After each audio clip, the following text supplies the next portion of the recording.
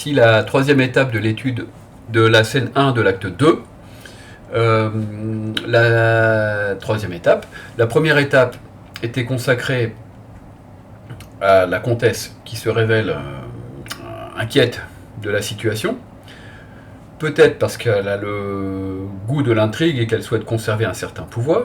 La deuxième étape nous montrait une comtesse qui se laisse emporter par un désir qu'elle dit à moitié seulement à sa brave suivante, qui elle-même ne se rend compte de rien, alors que nous on a tout compris. Et puis la troisième étape nous montre une femme, cette fois-ci, qui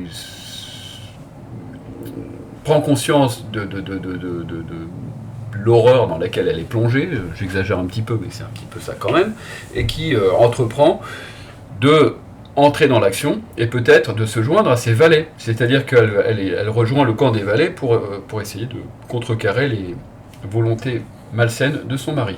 Je ne m'exprime pas très bien, mais je fais ce que je peux. Une fois de plus, ce qu'on va voir, c'est que Suzanne reste constante dans son humeur, dans son rôle, etc. Tandis que la comtesse, elle, est révélée, par contraste, grâce à cette servante qui reste toujours la même, et elle va révéler cette fois-ci encore une troisième facette, celle de l'intrigante, celle de la femme qui va essayer de rentrer dans des manipulations, et bien entendu, derrière, vous avez Beaumarchais qui est en train de nous démontrer que la noblesse est un lieu dans lequel des gens frustrés se manipulent les uns les autres, se mentent, etc. etc. Alors, qu'est-ce qu'on observe? D'abord la didascalie initiale, rêvant, qui était une sorte de prolongement de ce qui s'était dit jusque-là. La comtesse est dans son rêve amoureux, et puis elle bascule, elle revient à elle-même, ce qui est manifesté par la reprise, et l'impératif, les sons. Très intéressant qu'elle utilise l'impératif. Les sons, ça s'adresse autant à Suzanne qu'à elle-même. Les sons, c'est folie. Le déterminant, c'est folie. Un déterminant démonstratif est ambigu. De quelle folie s'agit-il? De celle de Chérubin dont on vient de parler? Ou des siennes? Elle qui se prend à rêver d'un amour impossible pour un jeune homme amoureux d'elle, mais inaccessible. Donc, bien entendu, l'ambiguïté est maintenue à travers ce déterminant. L'adverbe « enfin », qui fait suite à deux points de suspension, nous montre ce basculement de la comtesse, ce retour à la réalité de la comtesse, qui s'adresse à sa servante.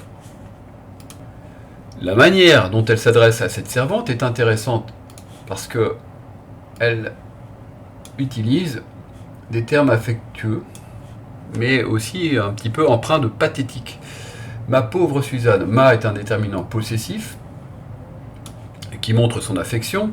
Pauvre montre la pitié. Alors, quelle pitié? De quoi a-t-elle pitié? De la situation.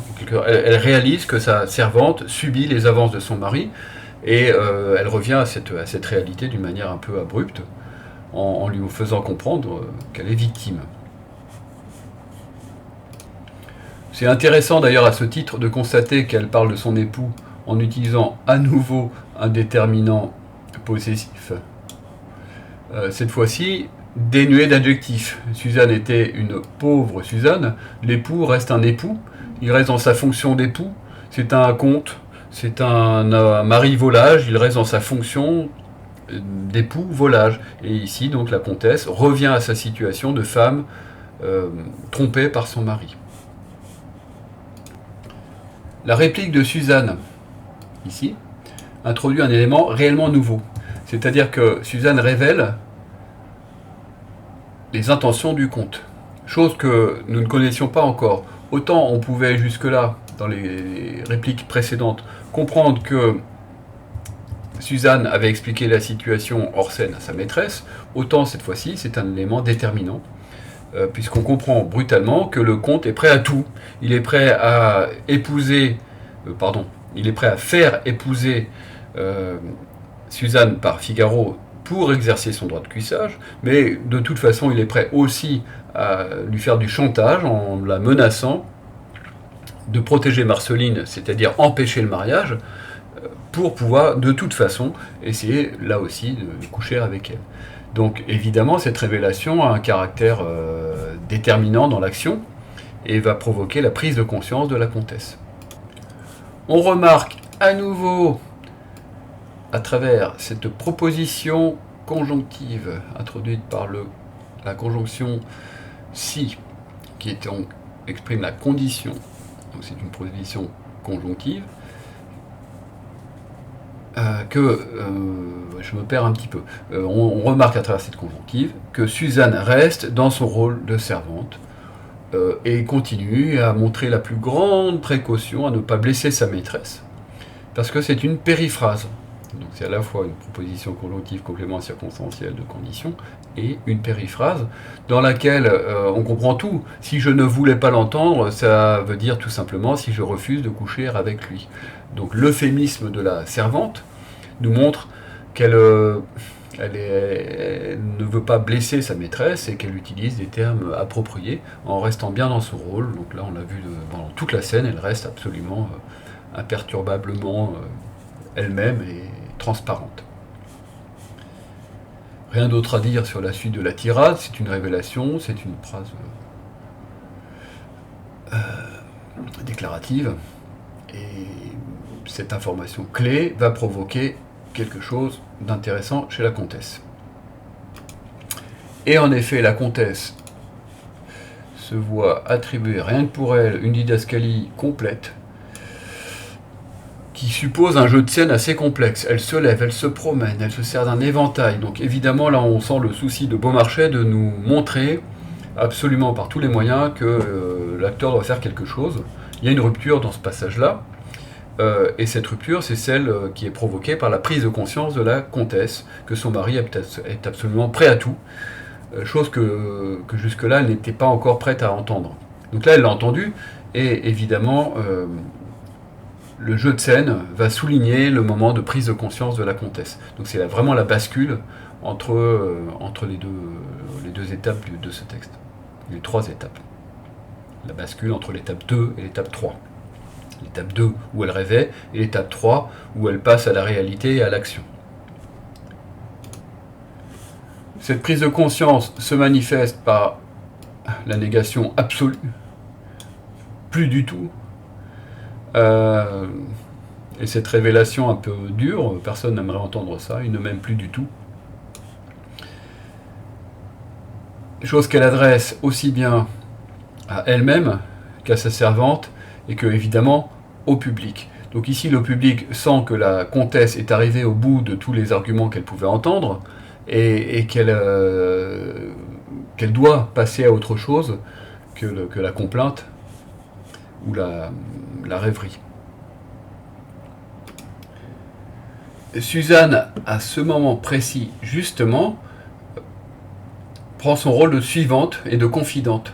Ici, c'est intéressant de voir que la servante est capable de mettre un mot sur ce que la comtesse éprouve.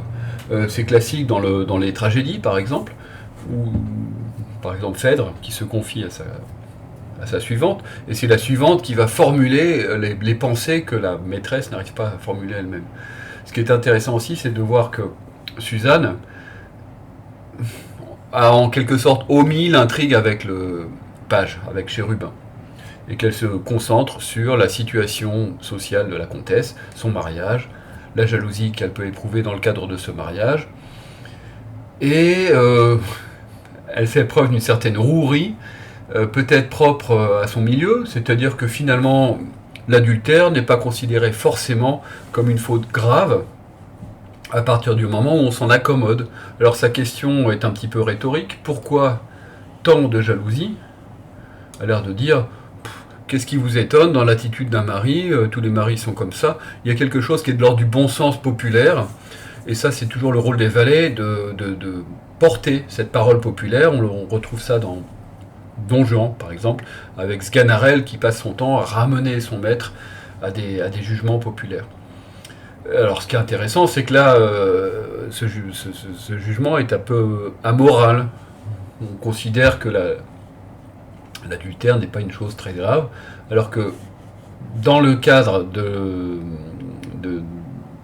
la noblesse, l'image passe avant tout. Alors, passer pour quelqu'un de trompé, c'est quelque chose qu'on ne veut pas accepter.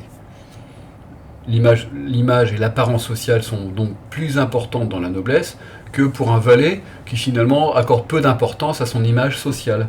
Donc on voit toute la différence ici entre une comtesse attachée à sa réputation et une servante attachée à son bonheur, entre un être qui est consacré au paraître et un être qui est consacré à l'être, et qui s'intéresse à la teneur des émotions qu'on peut ressentir. Dans la réplique de la comtesse, on observe d'abord, premièrement, un basculement. Ma chère, avec l'exclamation, nous montre que la comtesse s'associe à sa servante. Donc elle passe du côté obscur de la force. La voici prête à tout pour régler ses problèmes à elle. Intéressant. La comparaison qu'elle utilise, comme tous les maris, nous renvoie directement à l'univers de la galanterie qui caractérise la noblesse, comme vous avez pu le lire dans la Princesse de Clèves. Il y a une espèce de certitude dans ces milieux que le mariage est une façade sociale. Donc évidemment ici c'est une manière de reconnaître qu'un mari par définition est volage et orgueilleux. C'est donc un constat que fait la comtesse à l'intérieur de son propre milieu social dans lequel elle est enfermée, contrairement à sa servante qui n'a pas besoin des apparences pour vivre ce qu'elle a envie de vivre. L'interjection qui suit A nous montre un basculement, cette fois-ci du côté de l'émotion de la part de la comtesse. Elle utilise également le passé composé, je l'ai trop aimé, je l'ai lassé, je l'ai fatigué. Et vous savez que le passé composé a une valeur d'accompli. Alors c'est comme si elle reléguait son passé à quelque chose qui désormais fait partie des choses dont elle veut se séparer. La valeur d'accompli du passé composé nous montre bien qu'elle est dans un moment où elle se décide à passer à autre chose. Le parallélisme qui s'instaure justement grâce à ces passés composés, je l'ai lassé, le verbe et le complément, de mes tendresses, fatigué de mon amour, donc vous voyez ici un parallélisme, est intéressant. Si on comprend que le mot tendresse peut être pris au sens un peu érotique. Les tendresses qu'elle lui a prodiguées, ça désigne un petit peu les premiers moments de leur rencontre qui passent par une union physique, une passion corporelle, etc., etc. Son amour nous montre une femme, cette fois-ci, qui passe à un amour plus serein, plus réfléchi.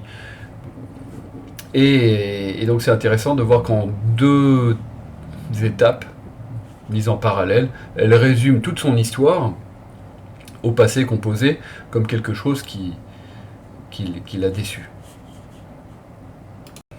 On constate également que la parataxe ou la juxtaposition des phrases permet de précipiter cette prise de conscience. Les idées se précipitent les unes après les autres. Elle prend conscience du caractère excessif de son amour, elle prend conscience de son histoire, et puis elle prend conscience, enfin, de son erreur. Mon seul tort, l'adjectif seul, insiste lourdement et tristement sur la déception qu'elle peut éprouver. Et voilà enfin le moment où la comtesse se révèle en stratège. Vous avez bien sûr une magnifique conjonction de coordination adversative, comme dirait Laetitia, qui nous montre qu'elle bascule. D'ailleurs, le point-virgule souligne également ce basculement. Et d'un seul coup, elle formule son projet, qui est clairement de s'associer au projet de Figaro et de Suzanne, c'est-à-dire de précipiter leur mariage le plus vite possible. Le futur, tu épouseras, indique la certitude de cette femme, cette fois-ci, qui prend une résolution, qui est déterminée à passer de la victime délaissée à la femme qui reprend son destin en main. Et d'ailleurs, immédiatement après, elle évoque Figaro comme le personnage tiers qui va lui permettre de sortir de cette situation terrible où elle s'est enfermée. Une petite précision sur cette phrase, peut-être un peu difficile à comprendre. Je n'entends pas que cet honnête aveu te nuise. Traduction. Elle ne veut pas que Suzanne subisse les conséquences de son aveu, subisse les conséquences de la situation dans laquelle elle, comtesse, elle est. Donc elle protège sa servante. Donc ici, c'est intéressant de voir que Beaumarchais présente une comtesse certes intrigante, mais aussi une comtesse qui agit pour la bonne cause, puisqu'elle est quand même tournée vers la compassion, qu'elle cherche aussi à protéger sa servante, et donc elle garde des valeurs justement de noblesse, que le comte, lui, a perdu depuis Belle Lurette, après le portrait que Figaro a fait de lui dans le premier texte que nous avons étudié. On peut noter au passage un accessoire, qui est l'éventail, qui sert de symbole de l'émotion de la comtesse, de sa tristesse, de la peine qu'elle subit, de l'injure qui lui a été faite. Cet éventail a l'air de ventiler sur elle toutes les infamies que son mari a commises. Et tout le passage qui suit nous montre une comtesse perturbée, triste. Je vais un petit peu plus vite sur la fin de ce texte. On trouve également des didascalies qui nous montrent son besoin de se reposer, donc elle est ici perturbée. On combine en quelque sorte tous les sentiments qu'elle avait pu éprouver jusque-là. C'est un moment où l'action s'accélère parce que la comtesse est face à elle-même et face à toutes ses contradictions. Ça me fait penser, c'est une parenthèse, mais dans la forme musicale qu'on appelle la fugue, il y a un moment où les différentes voix se décalent, et puis à un moment elles se rejoignent. Et ben, c'est exactement ce qui se passe ici. C'est-à-dire que la comtesse se révèle sous toutes ses faces à la fois. La femme blessée, la femme amoureuse, la femme rêveuse, la femme en colère, la femme prête à tout pour se venger. Donc c'est un moment où l'intensité dramatique progresse et où il y a énormément de mouvements. Qu'est-ce qu'on constate en parallèle? C'est qu'au contraire, la servante, elle, reste légère, obéissante. Cette didascalie ici, par exemple, didascalie ici nous montre la servante qui obéit immédiatement à sa maîtresse. Elle vient lui demander d'ouvrir la croisée. Il y a presque une duplication parfaite, à quelques termes près, entre les paroles de la comtesse et la didascalie qui suit. Il y a une petite distanciation ironique, à travers, encore une fois, une belle tournure en fatigue. C'est que Madame parle et marche avec action. Donc vous avez vu dans la mise en scène que c'est un moment comique, parce que là se révèle encore une fois toute la distance et le calme de la servante, calme, sincère, que rien ne peut entamer, parce qu'elle est certaine de tous ses sentiments, elle n'a rien à cacher, tandis qu'elle est face à toutes ses contradictions. Donc là, le décalage prend toute sa valeur, parce que c'est le point culminant de la scène, c'est le moment où la comtesse est le plus perturbée, tandis qu'au contraire, la servante, elle, se retrouve dans la sincérité. Et cette sincérité éclate ici dans cette didascalie, par exemple. Elle court ouvrir en chantant. La servante garde toute sa légèreté, sa sincérité. Elle utilise le déterminant possessif mon Figaro, qui montre une absolue confiance dans la relation qu'elle a avec lui. Elle s'exclame comme une petite fille, et tandis que la comtesse, par opposition, fait le constat triste et un petit peu amer de sa situation de femme délaissée. Très intéressant, je trouve, c'est ce pluriel dans les hommes sont bien coupables. Elle pourrait parler d'un seul homme, celui de sa vie, mais il est peut-être question de plusieurs hommes, et ça c'est quelque chose qui l'a fait basculer du côté de l'intrigue. C'est une femme qui éventuellement pourra accepter un autre homme que celui qui la délaisse. Voilà. Le reste est du domaine de l'intrigue, c'est-à-dire qu'ici se prépare la suite. On est à la fin de la scène, et sont donc évidemment tout ce qui prépare la suite de l'acte, qui va être très très compliqué, avec une série de gens qui se cachent dans les placards, enfin les cabinets. Voilà.